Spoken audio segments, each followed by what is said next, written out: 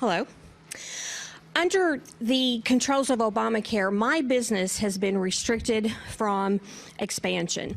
I'm from Fort Worth, Texas. I own 5 Fantastic Sam's hair salons. We employ between 45 and 48 employees. My original plan was to open more salons and employ more people. However, under Obamacare, I am restricted because it requires me to furnish health insurance if I employ more than 50 people.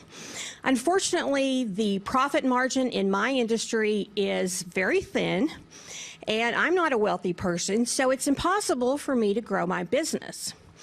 My question to you, Senator Sanders, is how do I grow my business?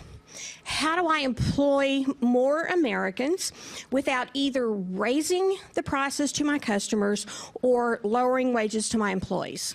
Rhonda? LaRhonda. LaRhonda, okay.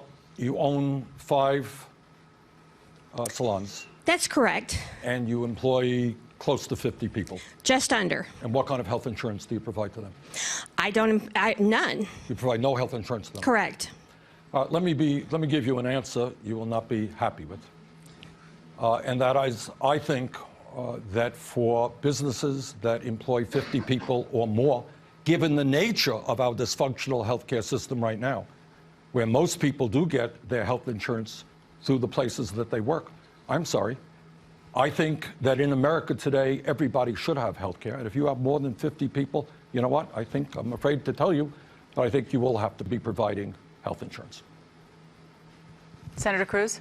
LaRhonda, thank you for sharing your story, and it's good to see a fellow Texan here.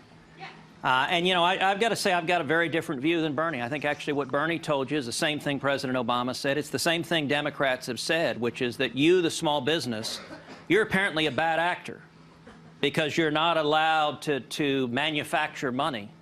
You know, let me introduce you all to 2 terms that have become really common: 29ers and 49ers. 29ers are the millions of people across this country that have been forced into part-time work, that used to have full-time employment and are now working 29 hours a week because Obamacare kicks in at 30 hours a week. And a lot of them are people, they're single moms, they're teenagers, they're immigrants, they're people who are struggling, and then 49ers. There are millions of small businesses in the exact situation you're in. You know, a couple of months ago, I was out in West Texas, was visiting a dairy farmer, driving around the dairy farm. I got to say, interesting smells on the dairy farm. Kind of reminds me of Washington. But the farmer brought up, he said, you know how many employees I have? I said, no. He said, I've got 49. He said, you know why I have 49? I said, yes, I do. Because Obamacare kicks in at 50, and he said, I could hire 20 or 30 more employees right now, but Obamacare would bankrupt my business, and that's millions of small businesses. So we're here at GW. Let me speak for a minute to all the young people. When you come out of college with way too many student loans, my guess is you'd like to get a job. And millions of small businesses being told by the Democrats, tough luck, we don't care if it drives you out of business, that's taken away opportunity, and it's hurting in particular the most vulnerable. It's one of the most damaging things about Obamacare.